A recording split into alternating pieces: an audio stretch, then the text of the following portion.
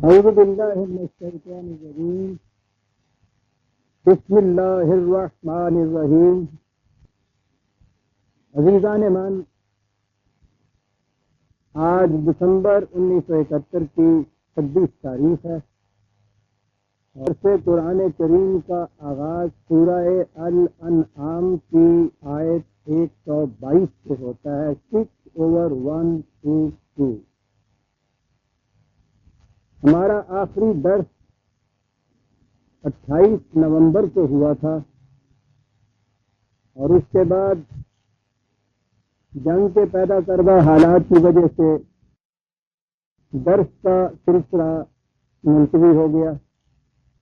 للہ الحمد کہ ہم اس قابل ہیں کہ آج اسے پھر شروع کریں۔ تجدید یادداشت کے لیے عرض کر دوں کہ موضوع کلام حلال اور حرام کے متعلق چلا آ رہا تھا۔ کھانے پینے کی چیزوں میں قرآن کریم نے پہلے تو یہ بتا دیا کہ یہ 4 چیزیں حرام ہیں: لحم خنزیر، مردار، بہتا ہوا لہو، اور ہر وہ شے جسے خدا کے علاوہ کسی اور کے نام کے ساتھ منسوب کر دیا جائے۔ اب یہ جو حلال ہوئی چیزیں، ان حلال میں سے ایک چیز تو پہلے ہی کہہ دی کہ جسے خدا کے علاوہ کسی اور کی طرف منسوب کر دیا جائے۔ مثلاً بکرا حلال ہے، لیکن اگر اسے منسوب کر دیا آپ نے کسی پیر کی طرف، کسی مزار کی طرف، کسی کی نیاز دے دی خدا کے علاوہ، حرام ہو گیا۔ اب ایسا بھی نہیں اسے کیا، اب سوال پیدا ہو گیا گوشت کھانے کے متعلق، اور مین ڈائٹ جسے آپ کہتے ہیں یہ گوشت کی ہوتا ہے۔ اس میں پھر ایک تخصیص کر دی تھی کہ فَكُلُوا مِمَّا ذُكِرَ اسْمُ اللَّهِ عَلَيْهِ، اسے کھاؤ جس پر خدا کا نام لیا گیا ہو۔ یہ حلال و حرام کی تمیز آج ہمارے دور میں تو یہ تمیز ہی اٹھ گئی ہوئی ہے، اس لیے اس کا احساس بھی رفتہ رفتہ کم ہوتا جا رہا ہے، اور پھر یہ سوال بھی عام ہوتے چلے جاتے ہیں کہ صاحب اس کی توجیہ کچھ بیان کیجئے کہ یہ کیوں حرام ہے اور یہ کیوں ممنوع ہے۔ اس کا ایک تو بڑا گہرا نفسیاتی اثر ہے۔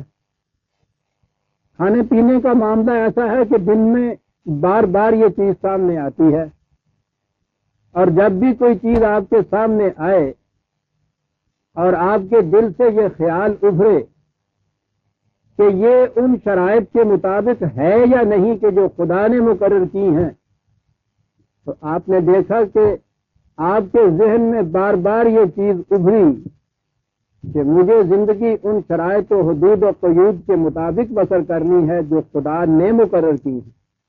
بات تو کھانے پینے کی تھی، لیکن ہر لقمے سے پہلے آپ کے ذہن میں یہ خیال ابھر آیا کہ میں نے زندگی نہ تو بلا شرائط و حدود بسر کرنی ہے، اور نہ ہی کسی غیر اللہ کی مقرر کی ہوئی حدود کے مطابق بسر کرنی ہے، نہ اپنی خواہشات کے مطابق بسر کرنی ہے۔ بہت جی چاہتا ہے میرا ایک چیز کھانے کو جس کے متعلق خدا نے یہ کہہ دیا ہے کہ نہیں یہ حرام ہے، اب میں اس پہ ہاتھ نہیں ڈال سکتا، میں اسے چکھ بھی نہیں سکتا۔ تو ایک تو اس کی تجدید ہوتی جاتی ہے ہر آن ہر لقمے کے ساتھ کہ زندگی مجھے ایک حدود کے اندر بسر کرنی، تو نہ میری مقرر کردہ ہے نہ کسی اور انسان کی مقرر کردہ ہے، غیر متبدل ہیں، خدا کی مقرر کردہ ہیں۔ تو ظاہر ہے کہ تجدید یادداشت تو اس لقمے کے اوپر ہوئی، لیکن یہ حدود و قیود اور یہ شرائط جو ہیں یہ تو زندگی کے ہر گوشے میں اس نے مقرر کی ہوئی ہیں۔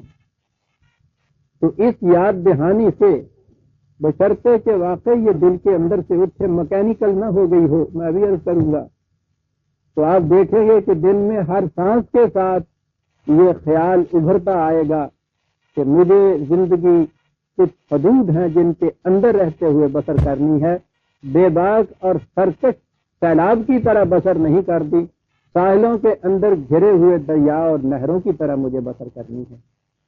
ہر آن ہر چیز کے کھانے پینے کے وقت یہ خیال ابھرتا ہے، یہ نفسیاتی اثر ہے، ایک تمدنی اثر بھی اس کا ہے کہ حلال و حرام کی تمیز سے ہر فرد اپنے آپ کو ایک گروہ کے ساتھ بلانگنگ کی سینس جسے کہتے ہیں کہ میں اس گروہ سے متعلق ہوں، میں اس جماعت سے متعلق ہوں، میں اس امت سے متعلق ہوں، یہ خیال بھی دل کے اندر پیدا ہوتا ہے، ایک تمدنی رشتہ ہوتا ہے اس چیز سے۔ دو انسان چلے جا رہے ہوں، سفر کر رہے ہوں، بظاہر لباس میں، گفتگو میں کوئی فرق نظر نہ آتا ہو، کھانے کے وقت میز پہ اگر کوئی چیز آ گئی ہے آپ کے سامنے کہ جو آپ کے ہاں حرام ہے اس کے ہاں حلال ہے، فوراً تمیز ہو جائے گی کہ آپ اس کے گروہ کو بلانگ نہیں کرتے، آپ کسی دوسری جماعت کے فرد ہیں۔ یہ جو احساس بار بار آتا ہے کھانے پینے میں، یہ چیزیں ہیں اس کے اندر پنہاں، لیکن یہ تو قرآن ہے۔ اس نے کہا کہ یہ ٹھیک ہے، آپ نے یہ بھی دیکھ لیا کہ صاحب وہ خنزیر نہیں ہے، مرغا ہے، اور اس کے بعد آپ نے یہ بھی دیکھ لیا کہ اس کو اللہ کا نام لے کر ذبح کیا گیا ہے، تو اب یہ جتنی ظاہرہ شرائط ہیں انہیں تو آپ نے پورا کر لیا، اور اگر وہ مرغی رشوت کے پیسوں کی لی ہوئی ہے تو یہ شرائط جو تھی یہ تو پوری کر لی۔ ملا کے فتوے کے مطابق یہ بالکل حلال طیب ہے، پیر مادر کی طرح، کیونکہ شرائط پوری ہو گئی ہیں اس میں۔ یہ جو اگلی بات تھی جو میں نے کہا کہ یہ قرآن ہے، جو ہی اس نے پہلے جو حکم دیا کہ یہ شرائط پوری کرو، اس کے بعد کہا وَذَرُوا ظَاهِرَ الْإِثْمِ وَبَاطِنَهُ، اس کے ظواہر سے بھی بچو، اتنا ہی نہیں ہے اس کے باطن سے بھی بچو، حرام ظاہر سے بھی بچو تو خنزیر نہ ہو، حلال جانور ہو، ذبح کیا ہو، خدا کے نام پہ ذبح کیا ہو، ظاہر ہے۔ اس کے بعد یہ چیز ہے کہ جو چیز تمہارے سامنے ہے حلال کی کمائی کی ہونی چاہیے۔ اب آپ نے دیکھا کہ جب دین مذہب میں بدل جاتا ہے تو ساری چیز مکینیکل ہو کے رہ جاتی ہے۔ اس طبقے کو تو چھوڑ دیجئے کہ جس نے سرے سے اب ان امتیازات ہی کو مٹانا چھوڑ دیا، اس نے کہا یہ پرانے زمانے کی باتیں ہیں، مہذب دنیا کے اندر یہ چیزیں اب نہیں چلتی۔ مہذب سے مراد ہوتا ہے یورپ اور امریکہ، کہ وہ کہتے ہیں کہ صاحب یہ سور کا گوشت جو ہے اس میں کیا حرج ہے، بالکل صاف ستھرا ہوتا ہے، ہیلدی ہوتا ہے۔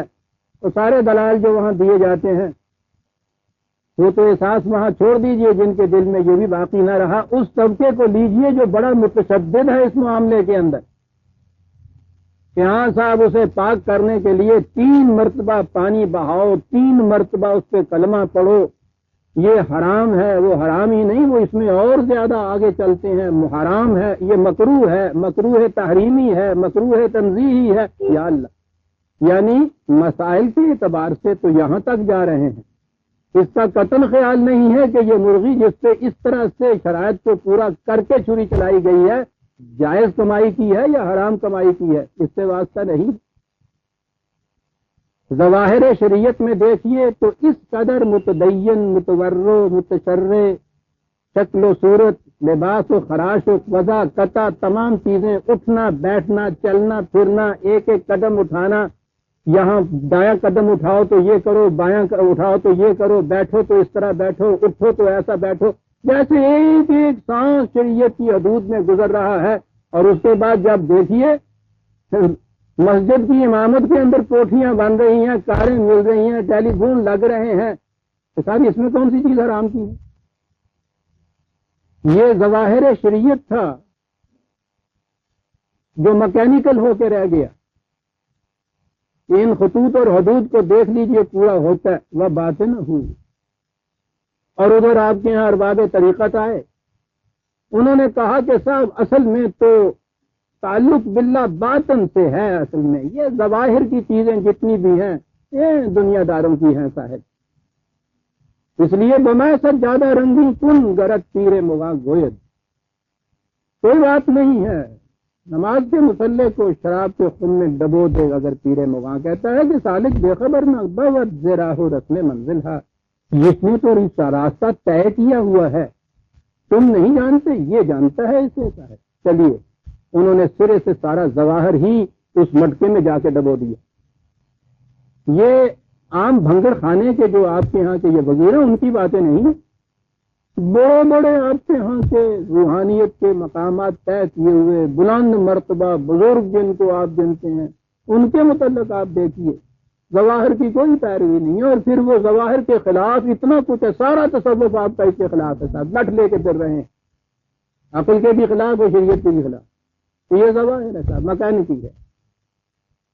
دیکھیے کہ چار لفظوں میں کیا کیا دیا ہے قرآن، وزار الظاہر الاسم و باطن، یہ ظواہر پرست جتنے تھے جنہوں نے اس کو بالکل مکینیکل بنا دیا تھا، اس سے تو کہا کہ اس کے باطن کے اوپر بھی نگاہ رکھو، حرام کے کمائی سے خریدی ہوئی شے محض تکبیر پڑھنے سے حلال نہیں ہو جاتی، وہ باطن میں حرام ہے، باطن کا حرام ظواہر کے حلال سے حلال نہیں ہو جاتا۔ اور یہ جو آپ کے یہاں اہل باطن سے ان سے یہ چیز کہی کہ یہ غلط چیز ہے کہ اس کا تعلق باطن ہی سے ہے، اس لیے کہ یہ دین تھا، دین میں تو از کلید دین در دنیا کشاد، اس نے تو دین کی چابی سے دنیا کے دروازے کھولنے ہیں، اس لیے یہ ظواہر بھی نہایت ضروری ہیں۔ ظواہر سے تو آپ کے ہاں کی امت کی تشکیل ہوتی ہے، تمدنی زندگی کی تعمیر ہوتی ہے، یہ تمیز، یہ حدود، یہ شرائط، یہ ساری چیزیں ظواہر سے بنتی ہیں، اور ظواہر سے ہی ایک امت کی تشکیل ہوتی ہے، جیسے میں نے عرض کیا ہے، یہ نہایت ضروری ہیں۔ لیکن ظواہر اگر محض مکینیکل بن کے رہ جائے گا تو بے معنی ہو جائے گی چیز، وہ ایک نیام ہوگا بغیر شمشیر کے، ایک جسد ہوگا بغیر روح کے، اس لیے اس نے دونوں چیزوں کے متعلق کہہ دیا کہ ظاہر سے بھی بچو ان کے باطن سے بھی بچو۔ اب پہلے بات یہ کہی تھی کہ جس پر اللہ کا نام لیا گیا ہو اسے کھاؤ۔ سوال یہ پیدا ہوتا تھا کہ جی ایک جانور کو ذبح کر دیا ہے تو اس پہ کسی کا نام ہی نہیں لیا گیا، قرآن کی جامعیت ملاحظہ فرمائیے، وہاں اتنا کہا اور اس کے بعد ولا تاکلوا مما لم یذکر اسم اللہ علیہ، جس پہ اللہ کا نام نہیں لیا گیا اسے نہیں کھانا، حرام رہ جائے گا۔ یعنی یہاں ایک چیز نیگیٹو ہی نہیں ہے، منفیانہ پہلو ہی نہیں ہے کہ خدا کا نام نہ لیا گیا ہو تو اسے نہ کھاؤ، خدا کا نام نہیں لیا گیا، جیسا میں نے ابھی عرض کیا ہے کسی کا نام بھی نہیں لیا گیا، بت پرستوں کے ذبیحے تو تھے کہ غیر اللہ کا نام لیتے تھے، یورپ کے ذبیحوں پہ تو کسی کا نام ہی نہیں لیا جاتا۔ تو اب اگر اتنی سی بات ہی ہوتی کہ جس پہ خدا کا نام لیا ہوا ہے وہ کھاؤ، جس پہ کسی کا بھی نام نہیں لیا گیا، درمیان میں یہ بات رہ جاتی۔ قانون کی جامعیت یہ ہے جو قرآن کریم دیتا ہے عزیزان من، کہ جس پہ خدا کا نام نہیں لیا گیا اسے مت کھاؤ، وہ حرام رہ جاتا ہے۔ تو پازیٹو چیز یہ ہو گئی، نیگیٹو تو یہ چیز کہ جس پہ خدا کے علاوہ کسی اور کا نام لیا گیا ہے اسے مت کھاؤ، حرام ہے۔ اور میں نے جیسا عرض کیا ہے کہ نام لینے کے مراد یہاں صرف ذبح کرنا نہیں ہے، بلکہ کوئی شے جسے خدا کے علاوہ کسی اور کی طرف منسوب کر دیا جائے حرام قطعی ہو جاتی ہے، قرآن کی نص صریح کے لیے۔ ذبح کرنے میں اگر غیر خدا کا نام ہے حرام ہو گئی۔ سوال یہ ہے کہ نام ہی کسی کا نہیں لیا گیا، اس آیت کے ماتحت وہ بھی حرام ہوگی کہ نہیں کھا سکتے آپ۔ تو گویا حرام قطعی جو ہے، اس کے بعد باقی چیزیں جو حلال ہیں، حلال میں اس پہ خدا کا نام لیا جائے ذبح کے وقت تو صرف وہ حلال ہوتی ہے آپ کے یہاں۔ یہ ہوئی، پھر میں عرض کر دوں، ظاہر الاسم کہ محسوس اور مری شکل ہے، یہ حلت و حرمت کی، اس کا بھی اس کی احتیاط نہایت ضروری ہے، اس کی پابندی نہایت ضروری ہے، لیکن یہی مقصود بذات نہیں۔ اس کے بعد یہ بھی چیز ہے کہ جس شے کو تم اس شرائط سے ماتحت ذبح کرتے ہو خدا کا نام لے کے، وہ ناجائز کمائی کی تو نہیں ہے، اگر وہ حرام کمائی کی ہے تو 1,00,000 بار تکبیریں پڑھنے سے بھی وہ حلال نہیں ہو جاتی. ہم نے ظاہر الاسم کی پابندی ابھی تک غنیمت ہے، اس قوم کے اندر ہے. تو جیسا میں نے کہا کہ اس سے یہ گروہ بندی تو قائم رہتی ہے، لیکن یہ باطن الاسم جو ہے اس کی اب کسی کو پرواہ نہیں رہی. اور قرآن نے تو یہ واضح کر دیا ہے کہ صرف ظاہر الاسم جو ہے اس کی پابندی سے باطن حلال نہیں ہو جاتا. یہ ہماری غلط نگہی تھی کہ جس نے حرام کو مختلف شکلوں میں اس طرح سے پھیلا دیا کہ وہ حرام محسوس ہی نہ ہوا. جس طرح جی چاہے کمائی کیجیے، اس میں سے اگر آپ نے 40واں حصہ دے دیا زکوٰۃ کا تو باقی مال آپ کا بالکل حلال و طیب ہو جاتا ہے. یہ فتویٰ دے دیتے ہیں.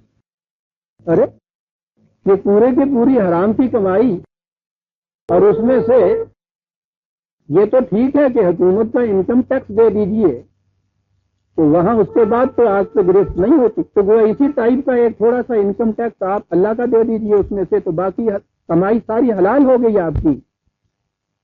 یہ چیزیں تھیں کہ جس نے ظاہر الاسم کے اوپر تو ہم کو رکھا، باطن الاسم جو تھا وہ نگاہوں سے اوجھل ہوا.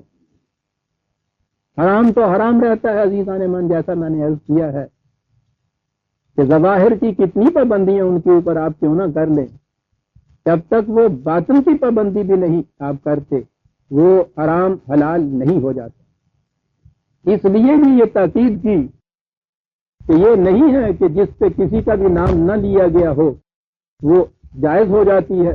خدا کا نام لیا گیا، اور جیسے میں نے ابھی عرض کیا ہے تو خدا کا نام لینا اور ہر چیز جو سامنے آتی ہے اس کے متعلق ہر لقمے اور ہر کھانے کے وقت یہ احساس کہ یہ ان شرائط کو پورا کر رہا ہے یا نہیں جو خدا نے مقرر کی ہیں، یہ یادداشت جو ہر آن ہوتی ہے عزیزان من، سائیکولوجیکلی اس کا بڑا گہرا اثر ہوتا ہے، بشرطے کہ یہ کچھ مکینیکلی نہ کیا جائے. مکینیکلی کرنے سے تو کسی چیز کا بھی اثر انسان کے اعمال پہ نہیں ہوتا. ارادے کا ہونا نہایت ضروری ہوتا ہے. مکینیکلی جسے کہتے ہیں نا انسٹنکٹیولی، وہ حیوان کرتے ہیں ہر چیز، اس میں ارادہ نہیں ہوتا، مکینیکلی ہوتا ہے وہ. لیکن انسان اگر اس احساس کے ماتحت جو کچھ کھا رہا ہے اس کے متعلق پہلے تاکید کر لے کہ یہ ظاہر الاسم اور باطن کی جو شرط قرآن نے عائد کی ہے یہ اس کے مطابق حلال ہے یا نہیں، آپ دیکھیے کہ آپ کا یہ معاشرہ چند دنوں میں کیا سے کیا نہیں بن جاتا. حرام اور حلال کے متعلق یہ جو اتنی تاکید قرآن نے کی ہے، بظاہر تو یہی نظر آتا ہے کہ یہ بات یوں ہی چھوٹی سی بات تھی، کہہ دینا تھا کہ یہ حلال ہے یہ حرام ہے، لیکن آپ دیکھیے کہ اس کا اثر انسان کی سیرت پر کتنا پڑتا ہے، اس کے معاشرے اور اس کے تمدنی زندگی پہ کتنا گہرا اثر پڑتا ہے. پھر عرض کر دوں، ہر شے جو کھانے کا لقمہ آپ کے سامنے آیا ہے اس میں شرط ہے یہ دیکھنے کی کہ جتنی ظواہر کی شرائط ہے وہ بھی اس نے پوری کی ہیں یا نہیں، اور باطن میں جس کو اس نے حلال اور جائز قرار دیا ہے وہ بھی اس نے پوری کی ہے یا نہیں. یہ دونوں شرائط پوری ہوں گی تو وہ لقمہ آپ کے لیے حلال ہوگا، ورنہ حرام ہے. یاد رکھیے قرآن کی روح. اب یہ الگ بات ہے کہ آپ حرام کو حرام کہہ کے کہیے میں نہیں اس کو کرتا ہی تھا تو ٹھیک ہے، نکل جائیے اس گروہ سے، اس پابندی سے، ان حدود سے. اب یہ منافقت ہو جائے گی سر کہ آپ یہ چاہتے بھی نہیں ہیں مال حرام چھوڑنا اور نام بھی آپ کا مسلمان رکھاتے. یہی تو مقام تھا جس میں اس نے کہا وَمِنَ النَّاسِ مَن يَقُولُ آمَنَّا بِاللَّهِ وَبِالْيَوْمِ الْآخِرِ. تمہیں وہ لوگ ملیں گے کہ جو کہیں گے کہ الحمدللہ مسلمان صاحب اللہ پہ ایمان ہے، آخرت پہ ایمان ہے، وَمَا هُمْ بِمُؤْمِنِينَ، اس کے باوجود مومن نہیں ہیں. یہ کون ہے جو زبان سے کہتے ہیں، کبھی انکار نہیں کرتے. انکار کرنے کے لیے جرأت کی ضرورت ہوتی ہے، اس گروہ سے نکلنا پڑتا ہے، نکو بننا ہوتا ہے جسے کہتے ہیں. آپ کی اس گروہ میں آپ کی جماعت کے اندر ایتھیسٹ موجود ہے، خدا کو نہ ماننے والے موجود ہیں، رسول کو نہ ماننے والے، وحی کے نہ ماننے والے، لیکن مردم شماری کے رجسٹر میں اپنا نام مسلمان لکھائیں گے. یخادعون اللہ والذین آمنوا، دھوکہ دیتے ہیں خدا کو. جماعت مومنین کو کہا کس کو دھوکہ دیتے ہیں؟ انہیں دھوکہ نہیں دے سکتے. وما یخدعون الا بانفسہم، اپنے آپ کو دھوکہ دیتے ہیں. عزیزان ایمان، سارا معاشرہ، ساری قوم جو آج مسلم کہلاتی ہے، معاف رکھیے گا مجھے، اپنے آپ کو بھی شامل کرتا ہوں، وہ اسی گروہ سے ہے جو اپنے آپ کو دھوکہ دے رہی ہے. اور جو اپنے آپ کو دھوکہ دے گا اس کا نتیجہ تو پھر باہر آ کے رہے گا. جو سرسوں کے بیج کو بارود سمجھ کے اپنے پاس رکھے ہوئے ہے، جس وقت بھی وہ بندوق میں پڑے گا اس وقت پتہ چل جائے گا کہ کیا ہو گیا. اپنے آپ کو دھوکے میں رکھے. ضرورت ہوتی تو یہ کہہ دیتے کہ نہیں ہم مسلمان نہیں. منافق میں ضرورت نہیں ہوتی. اور جرت والا جو ہے عزیزان ایمان، وہ تو ایک ڈاکو بھی اس منافق سے کہ جو اپنے آپ کو یہ کچھ کہتا ہے بہتر ہوتا ہے، وہ دن دنا کے گل کھلا کے للکار کر تو آتا ہے، کہہ کے آتا ہے کہ ڈاکہ ڈالنے کے لیے آ رہا ہوں، جان لینے کے لیے تمہارے آتا ہے. لیکن یہ جو دھوکہ دیتے ہیں فمن الناس، پھر دیکھیے پہلے ہی پارے کہ پہلا ورق الٹتے تو یہ آیت آ جاتی ہے آپ کے سامنے. فمن الناس من یقول آمنا باللہ وبالیوم الاخر وما هم مؤمنون. دوسری جگہ قرآن کریم میں سورہ حجرات میں یہ چیز کہی ہے کہ یہ بدوی قبائل کے لوگ جو آ کے کہتے ہیں کہ آمنا، ان سے کہو کہ یہ نہ کہیں کہ آمنا. ان سے کہو کہ یہ مملکت بن گئی، شان و شوکت مسلمانوں کو کچھ حاصل ہو گئی، اس کی بنا پہ یہ اس گروہ میں داخل ہو گئے ہیں. ان سے کہو اسلم نہ کہیں کہ ہم نے اپنے آپ کو صرف سرنڈر کیا ہے، ابھی اس درجے میں اپنے آپ کو نہ پہنچائیں. ہنوز یہ پروبیشنرز ہیں، انڈر ٹریننگ ہے. ولما يدخل الایمان فی قلوبہم، اس لیے کہ ایمان ابھی ان کے دل کی گہرائیوں میں نہیں اترا. یہ عزیزان من شاعری نہیں قرآن کر رہا کہ ان سے کہو ابھی نہ کہیں کہ ہم ایمان لے آئے. یہ دھوکہ ہو جائے گا اگر اسی سٹیج کے اوپر انہوں نے اپنے آپ کو سمجھ لیا کہ ہم مومن ہو گئے، تو جب یہ سمجھ لیا ہو گئے تو پھر تو کچھ کرنے کی ضرورت نہیں رہے گی. کہا کہ نہیں، ان سے کہو ابھی نہ کہیں.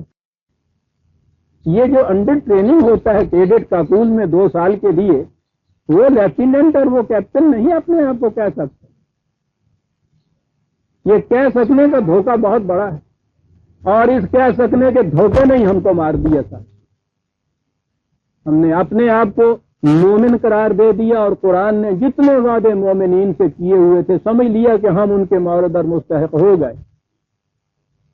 للکار للکار کے، پکار پکار کے، ترانوں میں، نغموں میں، میں کدھر آ گیا. آج ابھی ہمت نہیں عزیزان ایمان ادھر آنے کی. وَإِنَّ الشَّيَاطِينَ لَيُوحُونَ إِلَىٰ أَوْلِيَائِهِمْ يُجَادِلُوكُمْ وَإِنْ أَطَعْتُمُوهُمْ إِنَّكُمْ لَمُشْرِكُونَ. کہا کہ یہ باتیں بڑی چھوٹی چھوٹی سی نظر آتی ہیں، یہ حلت و حرمت کی، حرام و حلال کی جو کہی گئی ہیں، یہ سرغنے سازشیوں کے وسوسے ڈالیں گے تمہارے دلوں میں آ کے. بحث کریں گے کہ صاحب یہ اس میں کون سی بات ہے، یہ حلال کیا حرام ہے. آپ دیکھیے تو صحیح، گوشت کسی ڈاکٹر سے کہہ دیجئے، تجزیہ کر لیجئے، لیبارٹری میں جا کے رکھ لیجئے، بالکل صحیح ہے انسانی جسم کے لیے، اس کی صحت کے لیے کوئی خرابی کی بات نہیں ہے. تو اس کے اندر فرق کیا پڑتا ہے کہ صاحب اس کے اوپر اللہ کہہ کے یوں کیجئے اور اللہ کہہ کے نہ کیجئے، یہ ہو گیا سر. کہا یہ باتیں کریں گے آپ. اگر تم نے ان کی یہ بات مان لی، عزیزان من سنیے، بات مان لی تو کیا ہوگا؟ انکم لمشرکون، تم بھی مشرک ہو جاؤ گے. پھر عرض کر دوں کہ وہ بات صرف ظاہر الاسم کی نہیں تھی، وہ باتیں نہ ہوتی بھی تھی.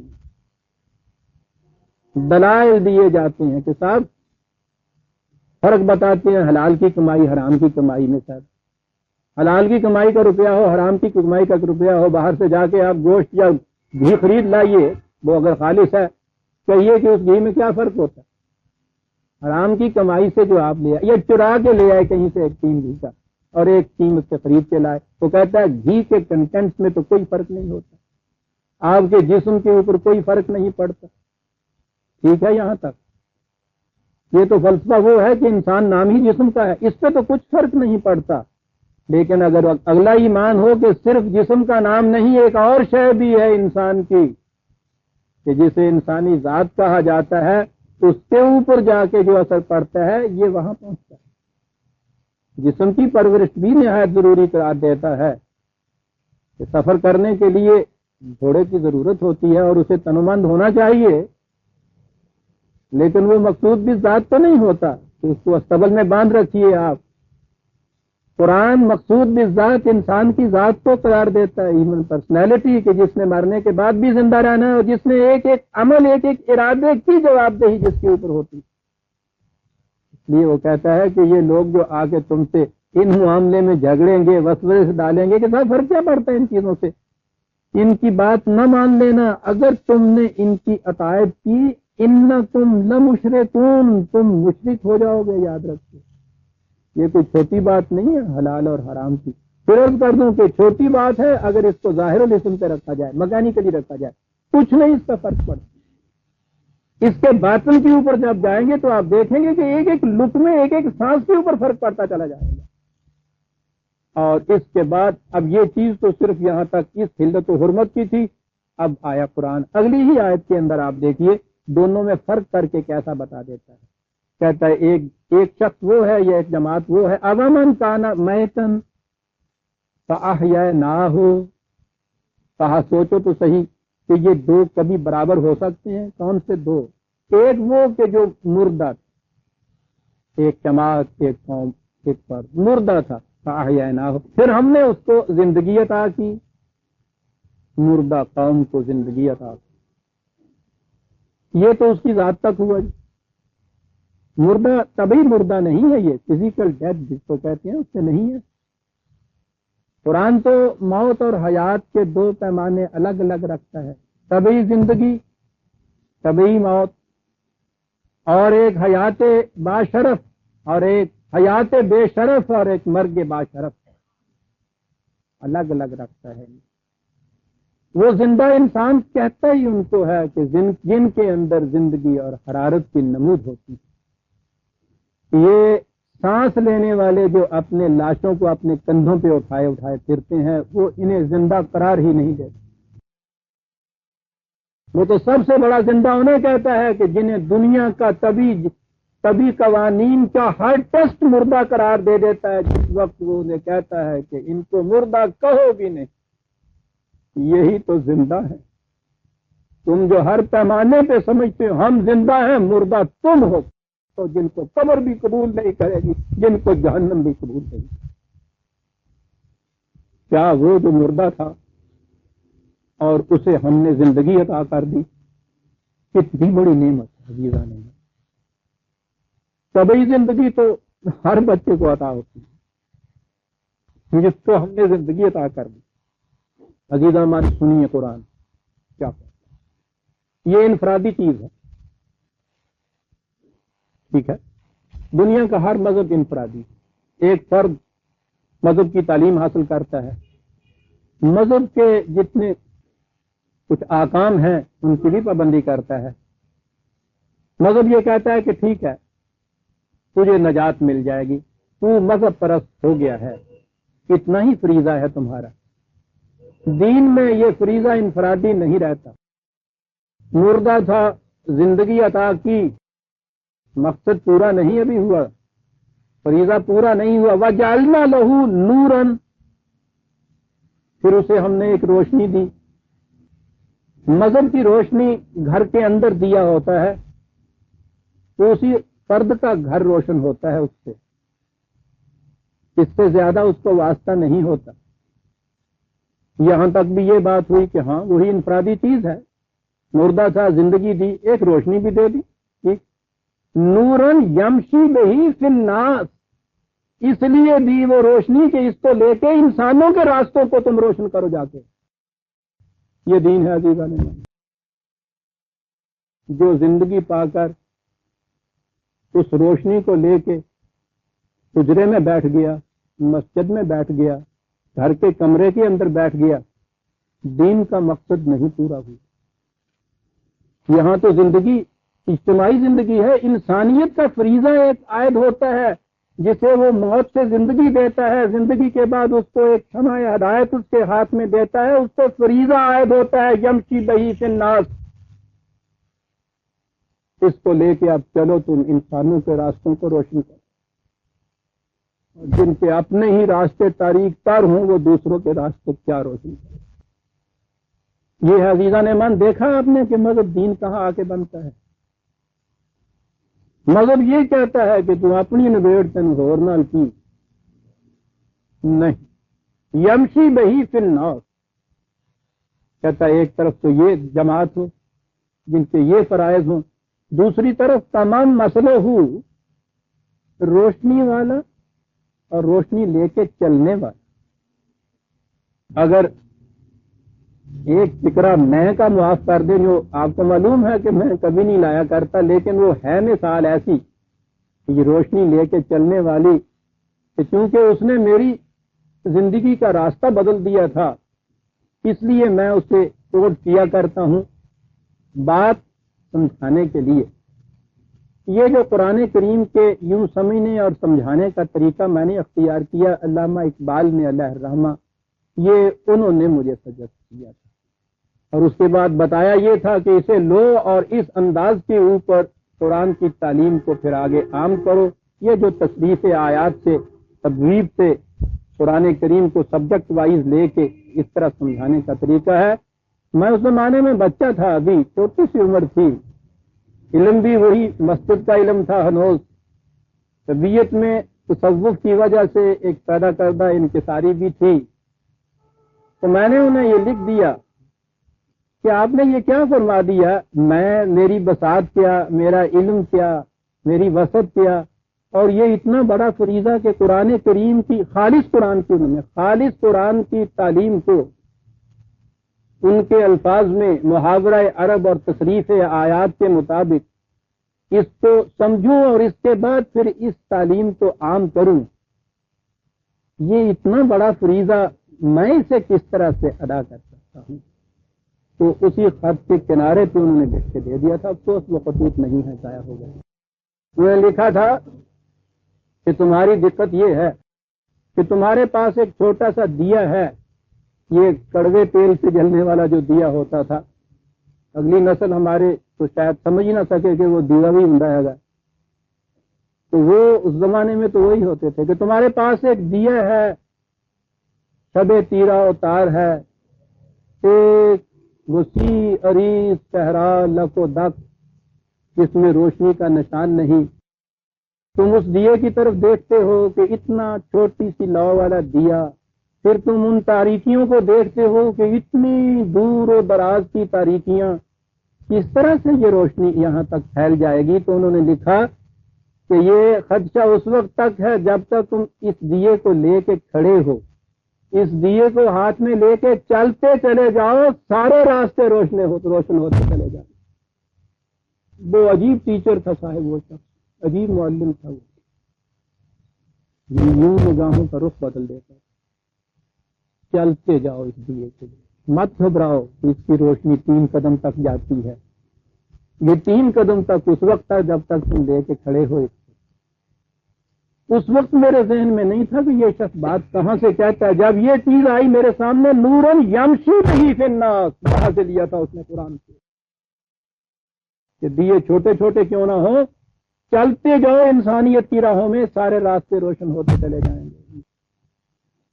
یہ فریضہ تھا اس قوم کا، مردہ تھی زندگی عطا ہوئی، زندہ ہوا تو ایک روشنی ہاتھ میں ملی، روشنی ملی تو اپنا ہی صحن جو تھا اس کو روشن کرنے کے لیے نہیں ملی، اس کو لے کے چلتے جاؤ، چلنا تھا یہ، تاکہ انسانیت کی راہیں روشن ہو جائیں۔ کہا ایک طرف یہ قوم ہو اور دوسری طرف تمام مسئلہ ہو فی الظلمات، دوسری طرف وہ ہو کہ جو تاریکیوں میں ہو سکتا ہے بائی چانس اتفاق سے، نامساعدت حالات سے تاریکی کے اندر کوئی گھر سکتی ہے، کوئی قوم، کوئی فرد، کہتا ہے تاریکیوں میں ہو، وہ لیسا بخارج منہا، اس سے نکلنا بھی نہ چاہے، پھر کیا ہو جاتا ہے؟ پھر وہ چمگادڑ ہو جاتا ہے، روشنی سے اس کو بیر ہو جاتا ہے، آفتاب کا وہ دشمن ہوتا ہے، وہ دعائیں مانگتا ہے کہ یا اللہ سحر ہو ہی نہ، سورج چڑھے ہی نہیں، اس لیے کہ اس کی آنکھوں کو روشنی بری لگتی ہے۔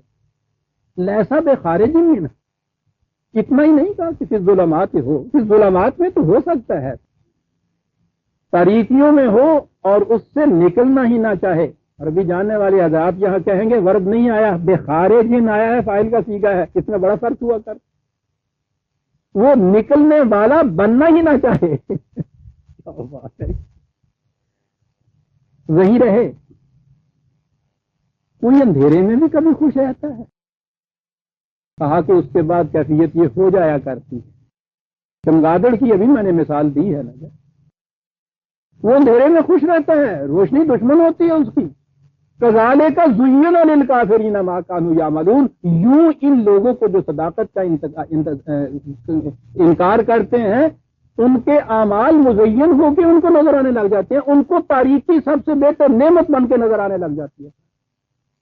کہا کہ یہ دو گروہ کبھی بھی برابر ہو سکتے ہیں، جن کو سارے معاشرے میں پھیلا ہوا حرام حلال بن کے نظر آنے لگ جائے، جو ان تاریکیوں سے نکلنا ہی نہ چاہے.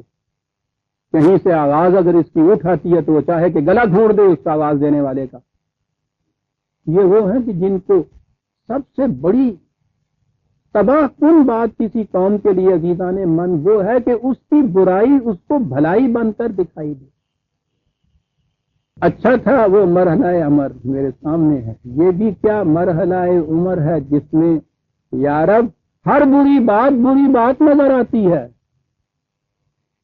بڑی خوش بختی ہے اس قوم کی عزیزان من جس کو پہلے بری بات نظر آنے لگ جائے. نظر کیسے آتی ہے؟ اندھیرے میں تو کچھ نہیں نظر آتا. اندھیرا ایک ایسی چیز ہے جس میں کوئی رنگ رہتا ہی نہیں ہے. کبھی غور کیا آپ نے؟ 7 رنگ ہوتے ہیں، مختلف رنگ ہوتے ہیں. تاریکی میں کوئی رنگ ہی نہیں رہتا. وہ اتنا گہرا رنگ اس کا اپنا ہوتا ہے، سارے رنگ مٹ جاتے ہیں. یہ جو ہے نظر آئے، نظر تو روشنی میں آتا ہے نا، تو پہلے اس کو وہ قندیل ملنی چاہیے نا. پھر نظر آنے کے لیے زندگی بھی تو ضرورت ہے. مردے کے سرہانے دیا جلاتے ہو تو وہ تو یہ قبروں کے دیے ہوتے ہیں. باہر جو زندہ ہے اس کو تو نظر آتا ہے، وہ جو نیچے مردہ ہوتا ہے انہیں کی نظر آتا نہیں نظر آتا. مردہ ہو زندگی ملے دیا ملے تاکہ ہر بری اور بڑی بات جو ہے اس میں تمیز ہو سکے. تمیز اپنی بات تک محدود نہ رکھے، یمشی بہی فی الناس، پھر اس کو لے کے چلے انسانیت کے اندر. کہا کہ یہ دونوں کبھی برابر ہو سکتے نہیں ہو. یہ تاریکیوں کے اندر خوش رہنے والے اور جن کو اپنی ہر عمل ہر حرکت جو ہے وہ مزین نظر آتی ہے. وہ کذالک جعلنا فی کل قریۃ اکابر مجرمیہا لیمکروا فیہا. یوں ہوتی ہیں قومیں تباہ کہ ان کے ہاں کے ایک تو عام مجرم ہوتے ہیں، ایک اکابر مجرمین ہوتے ہیں. مجرموں کے سرغنے بڑے مجرم. قومیں تباہ یہ ہوتی ہیں کہ یہ بڑے مجرم جو ہیں وہ جرم کرتے ہیں، سازشوں کے ذریعے سے جرم کرتے ہیں. لیمکروا فیہا، للکار کے جرم کرنے والا جو آتا ہے اس سے آپ بچ سکتے ہیں. کہتا ہوں کہ کیا آیتیں آتی ہیں، لاکھ کہتا ہوں کہ میں نہیں آنا چاہتا. وہ آیتیں تو مجھے مار کر لے آتی.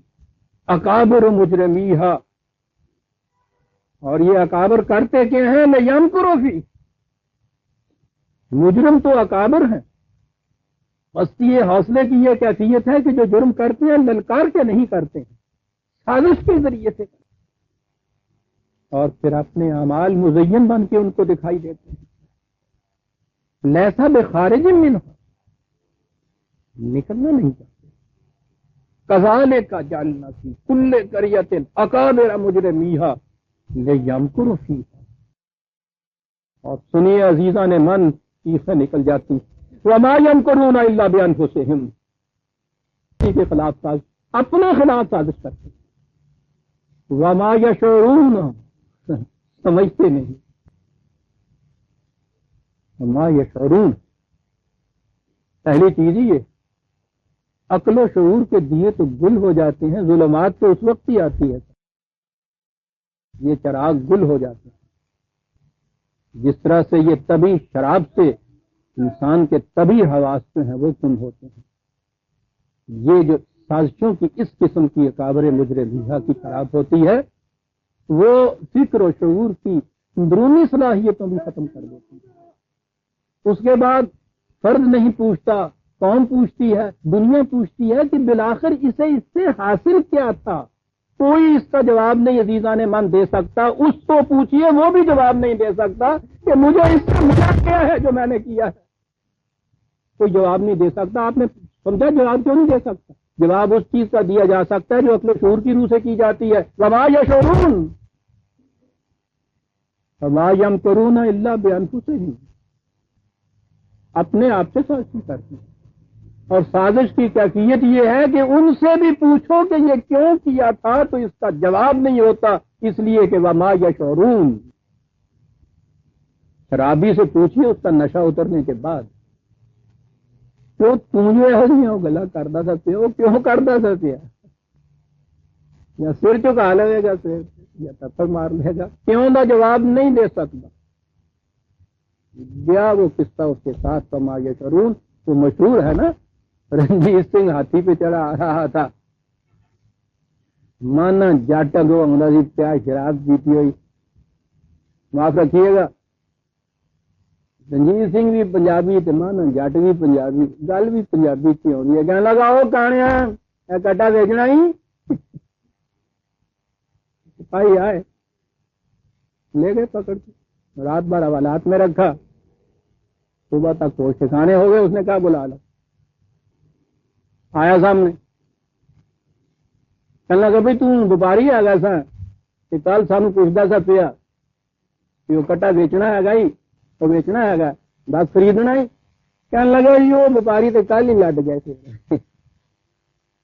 لد گئے وپاری جو کٹا خریدنا سے آئے مانا جاتی ہے سامنے تو پھر وہ مانا جاتی رہ جانا.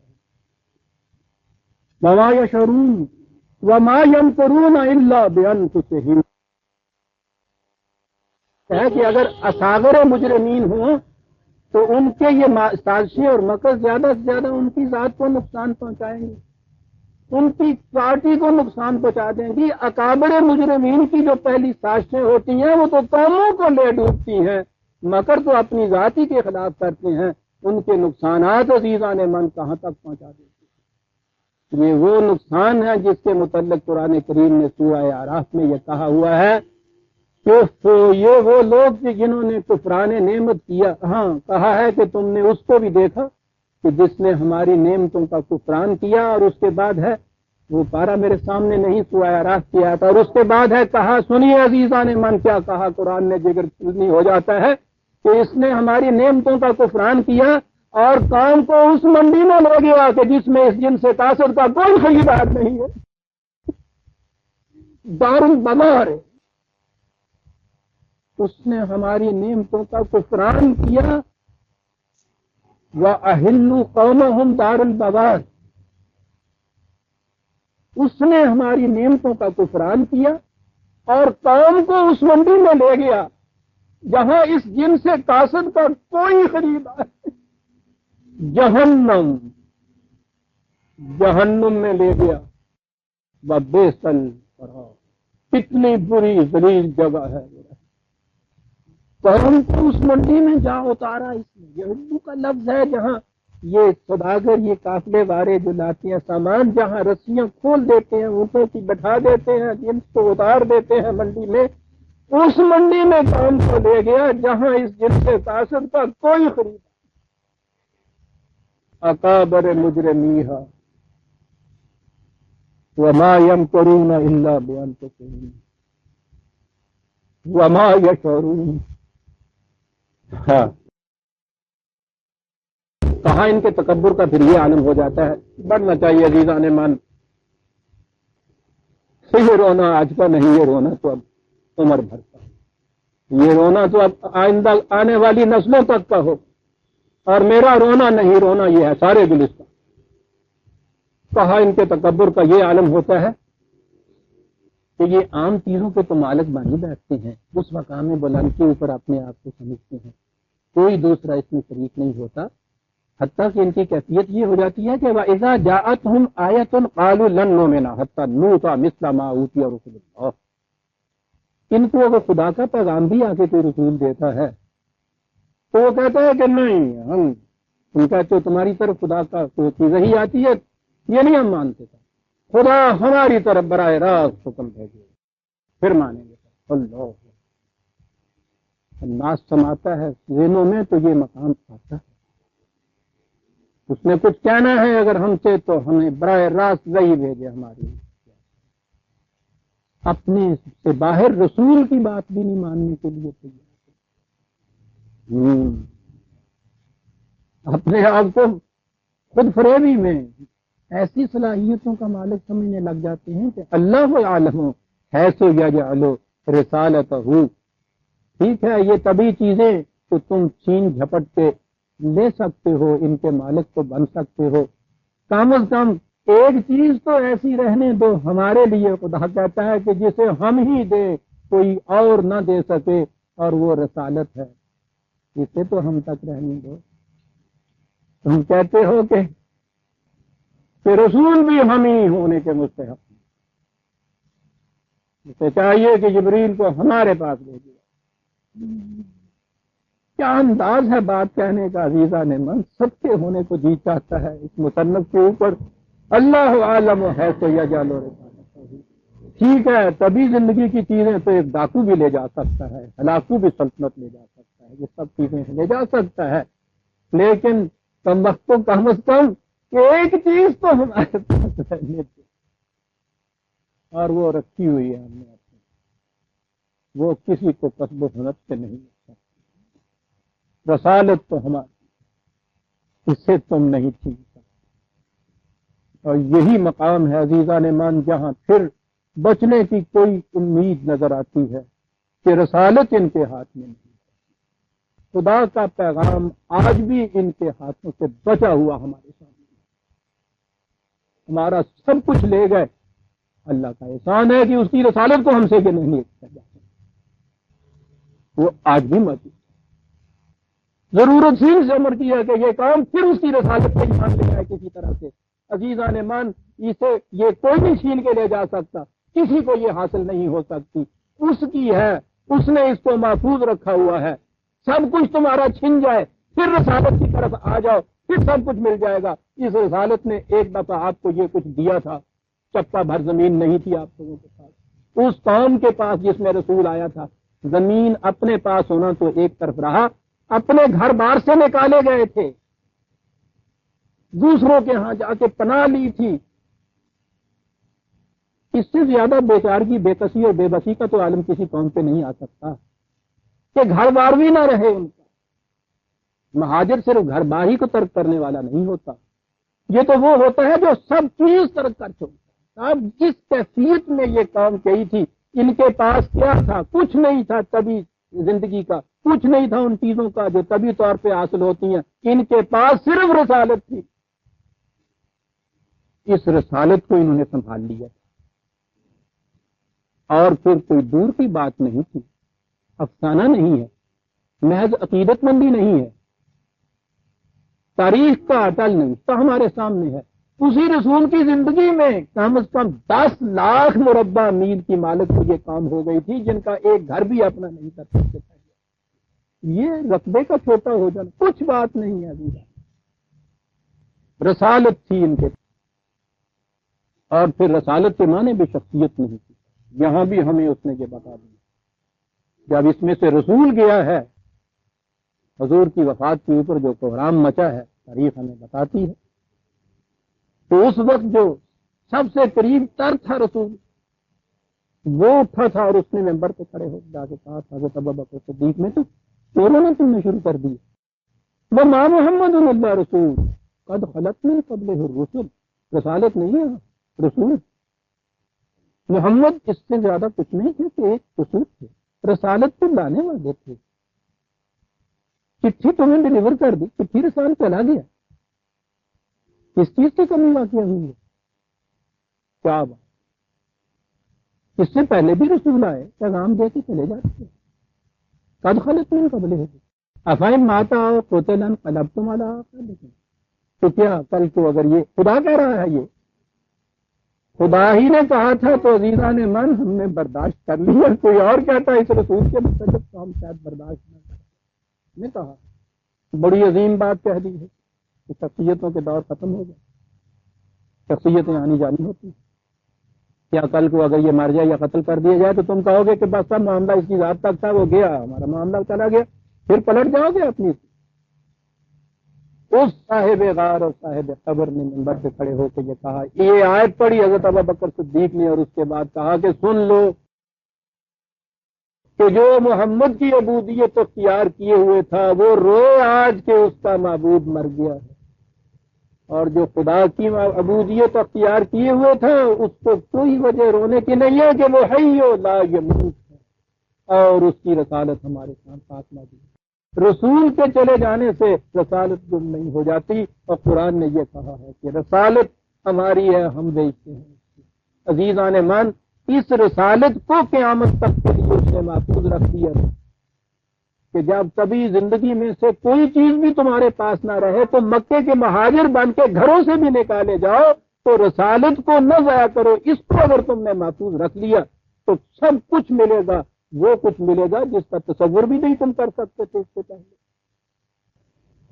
یہ ہوا ہی اس لیے ہمارے ساتھ کہ نہیں یقولوا آمنا باللہ وبالیوم الآخر وما ہم، یا تو یہ کہنا چھوڑ دیتے تو منافقت سے نکل کے کفر میں چلے جاتے۔ کفر بھی عزیزان من، کفر خالص بھی اپنے نتائج رکھتا ہے، ہاں وہ عارضی سے کیوں نہ ہو، شعلہ مستعجلی کیوں نہ ہو، وہ رکھتا ہے نتائج، قرآن بتاتا ہے۔ اور ایمان خالص تو پوچھے ہی نہیں کیا نتائج رکھتا ہے، یہ دونوں نتائج رکھتے ہیں۔ لیکن وہ عند المنافقین فی درک الاسفل من النار، منافق تو جہنم کے پسترین درجے میں ہوتا ہے، منافق ہوتا ہے من یقول آمنا باللہ، یہ اگر نہیں رسالت پہ تم نے چلنا تھا تو ایمانداری، جس میں کوٹڈ کہتا ہے ایمانداری جس کے مان دیانتداری ہوتی ہے، ایمانداری سے کام لیتے کہتے کہ ہمارے بس کی بات نہیں ہے، کم از کم دنیا کی سیکولر گورنمنٹوں میں سے تمہاری حکومتوں پہ ہو جاتی۔ ایمان نہیں تھا تو کفر تو ہوتا، لیکن در کفر ہم پختہ نہیں، زنار را اسلام، یہاں تو نہ اس میں نہ جرت وہ ہوئی کہ کفر کا اعلان کرے، نہ اخلاص یہ ہوا کہ ایمان کے اوپر رہے۔ من یقول آمنا باللہ والیوم الآخر ما هم بمؤمنین ما یخدعون الا انفسهم اللہ یعلم عالم حیث یجعل رسالتہ، کہا اگر تم نے اس رسالت کو محفوظ رکھ لیا اپنے پاس، سَيُصِيبُ الَّذِينَ أَجْرَمُوا صَغَارٌ عِندَ اللَّهِ وَعَذَابٌ شَدِيدٌ بِمَا كَانُوا يَمْكُرُونَ، اگر تم نے رسالت کی پاسداری کی۔ عزیزان من دیکھیے الفاظ قرآن کے، یہاں کہا تھا اکابر مجرمیہا، کہا کہ تم دیکھ لو گے، آنکھوں کے سامنے تمہارے آ جائے گا کہ یہی اکابر مجرمین صغار عند اللہ کس طرح سے بن جاتے ہیں، صغار بن جائے، اکابر جو ہے صغار ہو جائے، تو بڑے سے بڑا تمہیں نظر آتا ہے، چھوٹے سے چھوٹا ہو جائے گا، تو بالکل اس کے مقابل میں لفظ لایا ہے قرآن، صغار ہو۔ اور پھر یہ نہیں کہ ذہنی طور پہ بات چھوڑ دی، کیا صاحب کچھ ٹھیک ہے، اس قسم کی پستیاں، عذاب شدید، بڑی شدت کا عذاب اور سزا ہو، سایصیب الذین، یہ سین دیکھ لیجئے، یہ کیا ہے، دیر نہیں لگے گی اس میں، خود دیکھ لو گے اپنی آنکھوں کے سامنے، اس طرح سے یہ اکابر جو تھے اس طرح سے صغار بنتے ہیں، کیسا عذاب شدید ملتا ہے، کیوں ملتا ہے؟ کہا تھا نا کہ وہ یمکرون، سازشیں کرتے، یہ کیوں ملے گا؟ بما کانوا یمکرون، وہی سازشیں جو ان کی تھیں الٹ کے ان کے اوپر جاتی۔ دیکھا آپ نے کہاں رسالت قرآن لایا ہے، کیا علاج بتایا ہے ہمارا، کہتے ہو جب تک زبان سے تو پھر تو رسالت جو ہے اس کو اپنانا پڑے گا، اور اگر کہتے ہو زبان سے وما ہم بمؤمنین، پھر تو اس کے لیے بڑا شدید عذاب۔ رسالت پہ ایمان لے آؤ، دیکھ لو گے تم اپنی آنکھوں سے اکابر کس طرح سے سوار بنتے ہیں، عذاب شدید ملتا ہے، بما کانوا یمکرون، وہی الفاظ آگے پھر۔ لیکن پہلی چیز اس کے لیے عزیزان مان بہت بڑی شرط لگائی، پہلی چیز یہ ہے، ایک شے ہوتی ہے تنگ نگہی، صرف کا چھوٹا ہونا، یہ چھوٹی چھوٹی چیزیں جتنی بھی ہیں طبی زندگی کی، انہیں ہی منتہا اور مقصود سمجھ لینا، کشاد نہ پیدا ہونے دینا اپنے اندر۔ دوسری چیز یہ ہوتی ہے کہ نگاہوں میں کشاد، قلب میں وسعت، یہ چیزیں حاصل ہوئی۔ کہا ہے کہ یہ جو چیز ہم نے کہی ہے رسالت کی پاسداری، جسے آپ اسلام کہتے ہیں، اس کے لیے تو بنیادی شرط یہ ہے کہ فَمَن يُرِدِ اللَّهُ أَن يَهْدِيَهُ يَشْرَحْ صَدْرَهُ لِلْإِسْلَامِ، جس کے متعلق یہ چیز ہو کہ کشاد کی راہیں اس کے سامنے آ جائیں، کامیابیوں کے راستے اس کے سامنے کھل جائیں۔ آپ نے کبھی اس پہ غور کیا؟ قرآن نے ہمیشہ ہدایت کا لفظ استعمال کیا، جسے آپ مایوسی کہتے ہیں، اور انتہائی مایوسی وہ کیا ہوتی ہے؟ کسی چیز کا ہاتھ سے جاتے رہنا جو ہے اس سے غم ہوتا ہے، آپ لاس ہوتا ہے، نقصان ہوتا ہے، مایوسی نہیں ہوتی۔ مایوسی اس وقت ہوتی ہے جب آگے راستہ کوئی نظر نہ آئے، اسے مایوسی کہتے ہیں، راستہ نظر نہ آئے۔ اگر کہیں سے بھی کوئی راستہ اگر نظر آتے ہیں تو نقصان تو اٹھاتا چلا جاتا ہے، مایوس نہیں انسان ہوتا۔ قرآن ہر ایسے مقام کے اوپر ہدایت کہتا ہے، ہدایت کے معنی ہوتے ہیں کشادہ راستہ سامنے آ جانا نکھر کے۔ اس نے کہا ہے جس سے نقصان تمہیں ہوا ہے، راستے بند نہیں ہوئے، رونے کی کون سی بات؟ یہاں بھی وہی چیز کہ اس قدر ناکامیوں کے باوجود جس مقام پہ تم آ پہنچے، اس کے بعد راستہ کھلا ہوا تمہارے پاس ہونا چاہیے نا۔ راستہ موجود ہوتا ہے، اس کے لیے ضرورت صرف اس بات کی ہے کہ ذرا اپنی نگاہ میں وسعت پیدا کر لو، یہ تنگ نظریاں چھوڑ دو۔ انفرادی مفاد پرستیاں سب سے بڑی تنگ نظری یہ ہے، سب کچھ سمٹ کے میرے پاس آ جائے، اس سے زیادہ تنگ نظری بھی کچھ اور ہو سکتی، جسے اہل اسلام کہتے ہیں۔ عزیزان من، بنیادی شرط اس کے لیے کشاد ہے نگاہ کی، وسعت ہے قلب کی، سینے کی۔ کتنی بڑی وسعت، ایسی اتنی بڑی وسعت کہ ساری انسانیت اس کے اندر سما جائے۔ بہبود خیش جو ہے اس کو تو ہر حیوان بھی اپنے سامنے رکھتا ہے عزیزان من۔ یہ تو بائی انسٹنکٹ آتی ہے چیز، حیوانی جبلت ہے تحفظ خیش، اپنا تحفظ حیوانی جبلت ہے۔ تحفظ غیر جو ہے اس کے لیے وسعت قلب کی ضرورت ہے، یہ انسانیت کا شرط ہے، اسے ہی اہل اسلام کہتے ہیں۔ میں نے ابھی کہا تھا کہ تحفظ خیش تو حیوانوں کی جبلت، اور وہ حیوان بھی ملتے ہیں کہ جو تحفظ خیش بھی نہیں چاہتے، تباہ کر دیتے ہیں اپنے آپ کو۔ قرآن نے کہا تھا ان کے متعلق اولئک کالانعام، پہلے کہا کہ یہ حیوان ہے، فوراً کہا بل ہم اضل، یہ ان سے بھی گئے گزرے ہیں۔ دنیا میں کوئی حیوان عزیز، کوئی پرندہ اپنا گھونسلہ اپنے ہاتھوں سے نہیں اجاڑتا، کوئی حیوان اپنے مسکن کو خود تباہ نہیں کرتا، گدھا بھی اپنے بچوں کو ہلاک نہیں کرتا۔ پرزرویشن آف سیلف کو حیوانی انسٹنکٹ کہا گیا ہے۔ کبھی کبھی باتیں چمک کے آ جاتی ہیں سامنے، جب قرآن نے کہا کہ حیوانوں سے بھی گئے گزرے ہیں، حیوان کا کم از کم تحفظ خیش تو وہ کرے، جو تحفظ خیش بھی نہیں کرتا بل ہم اضل۔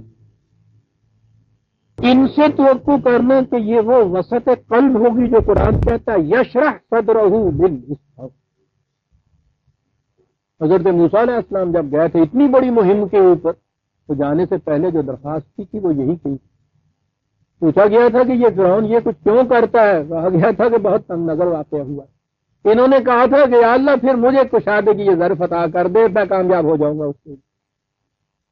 انہوں نے کہا ہے کہ اپنا تحفظ یا اپنا مفاد جو ہے یہ تو حیوانی درجہ ہے، تنگ نظری ہے، کشاد پیدا کیجئے، انسانیت کا مفاد سامنے رکھیے، اور پھر اس کے بعد دیکھیے کہ کوئی تنگ نظر آپ کو ناکام نہیں بنا۔ کہا کہ جس کے لیے یہ چاہتے ہیں ہم تو اس کے سامنے راستے کھل جاتے ہیں۔ وَمَن يُرِدْ أَن يُضِلَّهُ يَجْعَلْ صَدْرَهُ ضَيِّقًا حَرَجًا، اور اس کے مقابلے میں غلط راستے کے اوپر چلنے والے، یہ جو ترجمے لفظی آپ اس میں دیکھیں گے نا کہ جن کے متعلق ہم یہ چاہتے ہیں، جن کے متعلق ہم یہ کرتے ہیں، ان کے سامنے راستے کھول دیتے ہیں، تو یہ چیزیں ان ترجموں سے میں نے کہا تھا نا، بار بار میں کہتا چلا آ رہا ہوں کہ بڑی غلط چیز ذہن کے اندر آتی ہے. تو اب مجھے اپنی ہر آیت کے اوپر یہ تشریح کرنے کی ضرورت نہیں رہی. میں نے عرض کیا تھا کہ وہ کتاب التقدیر میں نے یہ سب کچھ لکھ کیا ہے. اس کے معنی کیا؟ ابھی ایک اور بات عرض کروں گا. غلط راستے کے اوپر چلنے والے کی کیفیت سنیے کیا ہوتی ہے حالت. تنگ نظر، کھٹا ہوا تنگ سینہ، ہموار زمین پہ چلتا ہے، محسوس ایسا ہوتا ہے جیسے پہاڑ کی گھاٹی چڑھ رہا ہے، سانس پوری ہوئی، دم اکھڑا ہوا. کیفیت اس کی یہ ہوتی. تنگ نظری کی اور سینے کی تنگی کی کیفیت یہ ہے کہ سانس جیسی چیز جس کا احساس بھی انسان کو کبھی نہیں ہوتا، سانس آپ سمجھ سوچ کے نہیں لیتے، یہ خود ہی آتا چلا جاتا ہے. لیکن گھاٹی پہ چڑھنے والے کے متعلق دیکھیے کہ وہ سانس کیسے لیتا ہے. یا مرض سے جس کا سینہ تنگ ہو جاتا ہے، جسے ہم دمہ کہتے ہیں، اسے دیکھیے وہ سانس کیسے لیتا ہے. وہ کہتا ہے یہ جو گھٹن پیدا ہو جاتی ہے نگاہوں کے اندر، یہ جو اپنی ہی ذات کے مفاد جو ہے وہاں تک نگاہ رہتی ہے، اس سے ذرا بھی آگے نہیں جاتی. یہ سمجھیے کہ سینے میں اس کی سانس بھی اس کو کشاد سے نہیں آتی. ایک ایک سانس کے اوپر یوں نظر آتا ہے کہ اب موت آئی و اب موت آئی. دوسری جگہ وہ کہتا ہے کہ یہ وہ ہیں کہ چاروں طرف سے موت آتی نظر آتی ہے، وما ہم بمیتن، لیکن کم وقت مرتے بھی تو نہیں.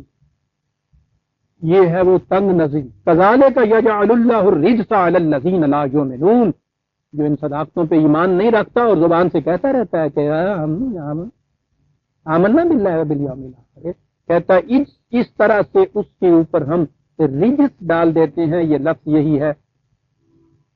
ترجمہ آپ کا دیکھیں گے تو ناپاکی ترجمہ اس کا آ جائے گا. ساتھ دن بات ہی نہیں سمجھ میں آتی کہ کیا چیز. رجس ایک تو صاف مقطر پانی ہوتا ہے، ایسا پانی ہوتا ہے کہ جس میں آپ کھڑے ہوں تو نیچے تک سوئی بھی نظر آ جاتی ہے آپ کو گری ہوئی. اور اس مقطر پانی میں جب اسی پانی کے نیچے جو گدلا پن ہوتا ہے، جو کیچڑ ہوتا ہے، انہوں اگر کچول دے ہو دے وچ وہاں سکیے گا. اسی دس دے اردو کی کہنے ایوں کیتا حفیظ صاحب میرے سامنے استاد جناب بالکل ٹھیک. کچول دے میں اس کے بعد اسی مقطر پانی کی جو کیفیت ہو جاتی ہے اسے رجس کہتے ہیں. تو کہتا ہوتا یہ ہے کہ پانی تو مقدر ان کے پاس تھا، عقل و شعور و فکر و سبھی چیزیں تھی، ان کے پست جذبات نے کچول دیتا تھا کہ ہم صاف چیزوں میں نظر نہیں آؤں. کیا جاتا ہے. جبھی تو میں نے کہا کہ منطق کے ذریعے سے جواب نہیں ملتا کہ یہ کیوں کیا صاحب. ان کا جواب تو آب مقدر میں سے ملتا ہے نا. یہ جو رجس ہے، میں نے کہا تھا نا کہ اس کے معنی یہ ہے، میں خود نہیں کہتا، قرآن نے دوسرے مقام کو کہا وَجَعَلَ الرِّجْسَ عَلَى الَّذِينَ، ہم رجس ڈال دیتے ہیں ان لوگوں کے اوپر لا یعقلون، جو عقل و فکر سے کام نہیں لیتے. تو جوڑے جان کوئی بات صاف نظر نہیں پھر ان کو آتی. 10/100 کی دوسری آیت پر 10/100 وَيَجْعَلَ الرِّجْسَ عَلَى الَّذِينَ لَا يَعْقِلُونَ. عقلاں ماریاں متاں ماریاں جاندیاں ہیں. عقل کی کوئی چیز نہیں ہوتی ہے. مت بڑی عجیب چیز ہے. متاں ماریاں جاندیاں ہیں، یعنی یوں ہی ذرا کنارے پہ کھڑا ہوا بھی آدمی یہ کہتا ہوں اسے یہ کچھ بھی نظر نہیں آتا. ایک لے مین بھی یہ پھر اس کے بعد پکارتا ہے اور یہ کہ یہ تو ہم بھی سمجھ رہے تھے کہ یہ کچھ غلط ہوتا ہے اور انہیں یہ کچھ بھی نہیں سمجھ میں آیا. عزیزان من ساری قوم پکارنے لگ جاتی ہے تو اتنا کچھ بھی کیوں نہیں سمجھ میں آیا؟ اس لیے نہیں سمجھ میں آیا کہ اپنے ذاتی تنگ نظری جذبات میں کچول دیتا ہے. کہا یہ تھا ان کے اوپر ہو گیا ہوا، ورنہ راستے تو گم نہیں ہو گئے تھے. حاضہ صراط رب کا مستقیم ہوتی سامنے پہ ہے. قد فصلنا الآیات لقوم یذکرون. اس طرح نکھار کے ہم باتیں سمجھاتے بتاتے جاتے ہیں، لاتے جاتے ہیں، لیکن یہ تو اس قوم کے لیے ہے کہ جو ان چیزوں کو اپنے سامنے رکھے. ورنہ کتنی ہی تفصیل سے بیان کی ہوئی چیز، کتنی ہی نکھری ابری ہوئی چیز کیوں نہ ہو، جو اسے اپنے سامنے ہی نہیں رکھتا اس کو اس سے فائدہ کیا ہوگا. اور پھر یذکرون ہے یہاں تک. یہ جانتے عربی والے ہر وقت نگاہ کے سامنے رکھے، ہر وقت نگاہ کے سامنے ہو، اس مقام کے اوپر مجھے کدھر جانا ہے، کدھر جانا ہے۔ ہوائی جہاز سے والے سے پوچھا کرو، پائلٹ سے، کہ اس کو یہ ذکر کتنا زیادہ شدت سے کرنا پڑتا ہے، وہ تو ایک سیکنڈ میں 3 میل کی رفتار سے چلتا ہے، اور اس کو جو رخ اپنے بدلنے ہوتے ہیں، مقام کا تعین کرنا ہوتا ہے، کس طرف جانا ہوتا ہے، ہر وقت چارٹ اس کی نگاہوں کے سامنے رہتا ہے۔ ایک سیکنڈ کے لیے بھی اوجل نگاہ سے ہم ہو تو میلوں کدھر کا کدھر نکل جاتا ہے صاحب۔ یہ ہے یذکرون جسے کہتے ہیں ہر زبان میں۔ اور ہمارے بعد پھر اس ذکر کا جو ترجمہ ہوا اور پھر اس کا جو عمل ہوتا ہے، تین اللہ والا، گٹکا والا ذکر دے مانے ہو گئے، یہ ان کو فائدہ دے سکتے۔ حسن اللہ آیا، کھلی ہوئی آئے، راز سر بستہ نہیں، باطنی علم نہیں ہے، حسن اللہ کھلی ہوئی باتیں سیکھتے ہیں۔ واقعی اگر کچھ اولا نہ ہو تیرے نالوں سیدھیاں کھلیاں ہوئیاں گلیں ہی کوئی نہیں ہو رہا گیا عزیزان مان، لیکن یہ تو ان کے لیے فائدہ مند ہو سکتی ہیں جو اس چارٹ کو سامنے رکھ کے اس پائلٹنگ کرے اس جہاز کو، ورنہ ذرا اوجل یہ ہوا گیا پھر جتنی تیزی سے جہاز چلو گے اتنی تیزی سے تباہی ہوگی تمہاری سب۔ یہ جو ہر وقت اس چارٹ کو سامنے رکھ کے ان راستوں پہ چلتے ہیں، اس دیے کو آگے رکھتے ہوئے، لہم دار السلام عند ربہم، سلامتیاں ان کے لیے، یہ تباہیوں سے بچ سکتے ہیں۔ وَهُوَ وَلِيُّهُمْ، اس مقام پہ جا کے تم تو اپنے کا آپ کو کہتے تھے کہ ہم ولی اللہ ہوتے ہیں، تو کہتا ہے وہ تمہارا ولی ہو جاتا۔ سوچیے تو صحیح، سیاں بھے کوتوال اب ڈر کا ہے کا، کوتوال اگر کسی کا سیاں ہو جائے تو وہ کہتا ہے کہ اب ڈاری کوئی نہیں، تو جس کا سیاں خدا ہو جائے خود عزیزان مان، لا خوف علیہم ولا هم یحزنون، لہم دار السلام عند ربہم وہو ولیہم۔ موج ہو گئی، خدا یار مان گیا، بڑی موج ہو گئی۔ لیکن آیت تو ابھی نہ ختم کیجئے، 2 لفظ اور باقی ہیں ابھی، اسے تو ہم سننا نہیں چاہتے۔ کہتا بن کیسے گیا تمہارا یار؟ بما کانوا یعملون، تمہارے اعمال کے صدقے میں، اور کیسے بنتا یوں بنتا ہے، سوکھا بھی کننا تے ڈاڈا بھی کننا۔ بما کانوا یعملون، یہاں تو عمل کی بات، کام کرنے کی بات سے بنتا ہے، وہ یار بن جاتا ہے۔ بما کانوا یعملون،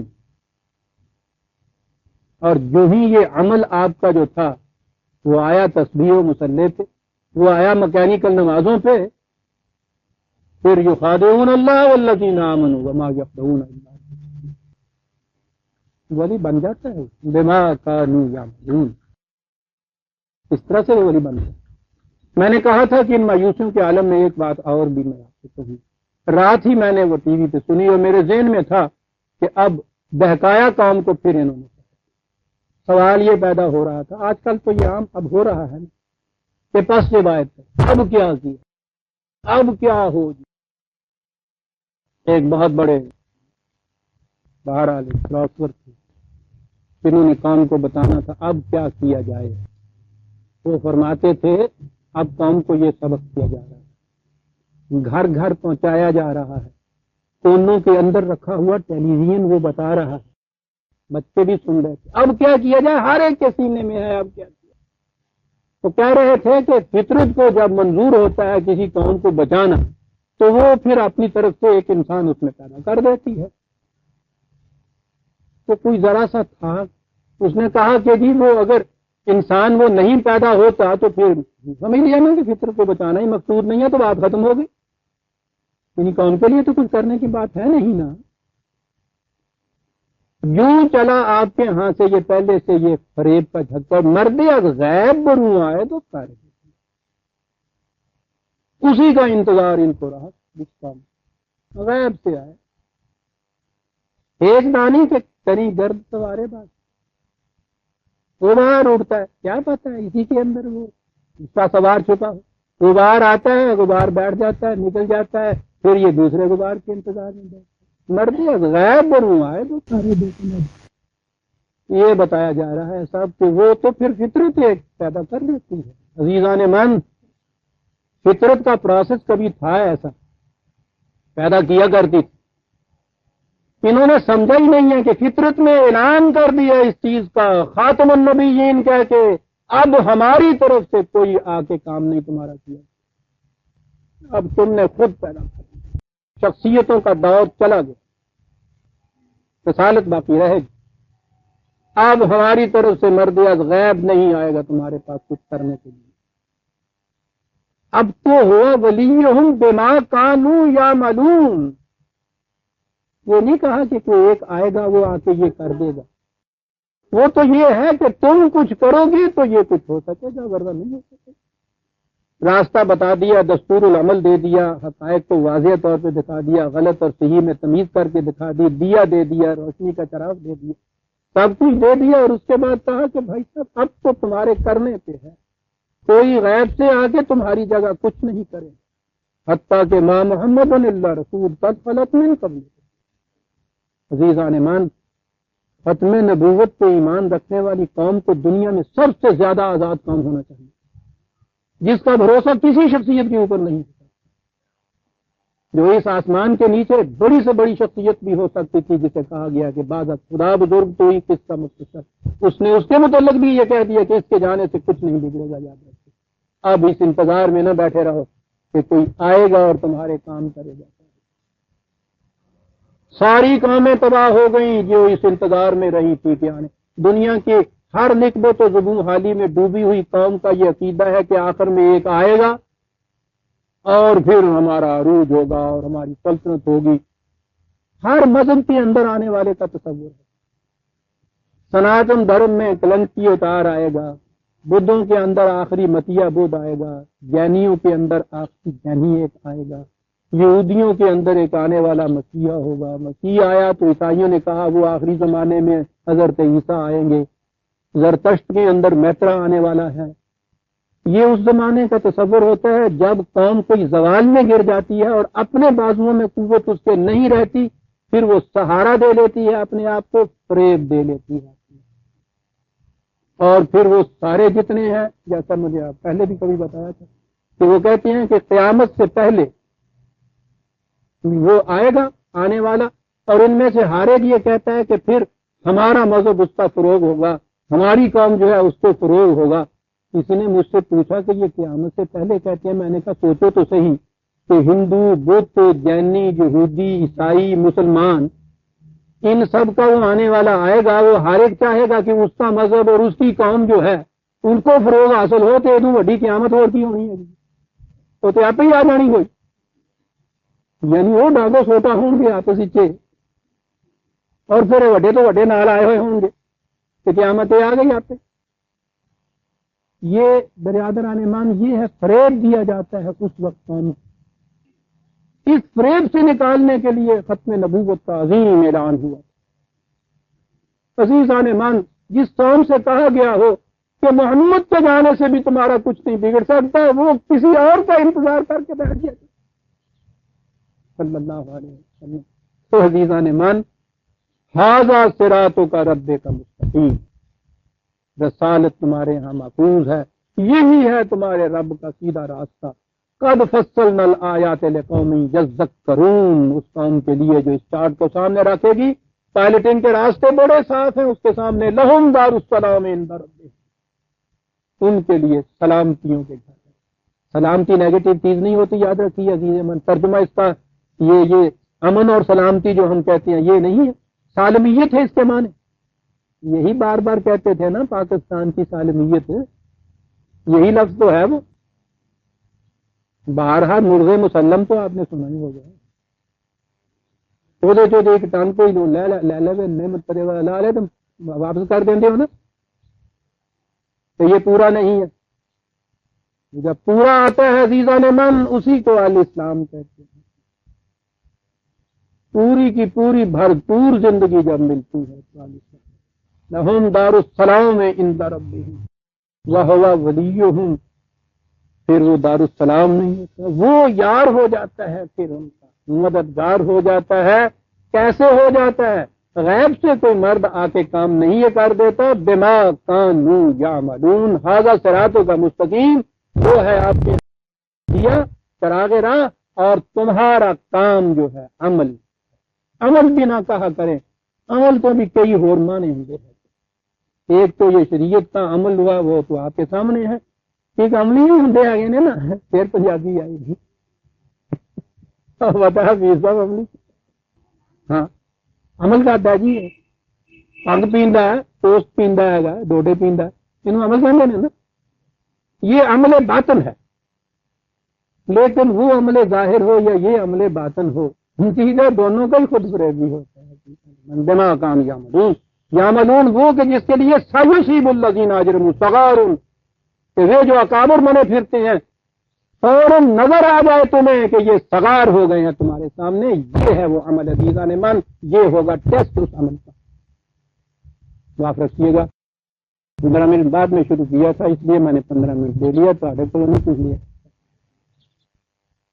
ہم کی آیت 128 تک ہم آ گئے جی. 129 تک سے آئندہ شروع کریں گے. ربنا تقبل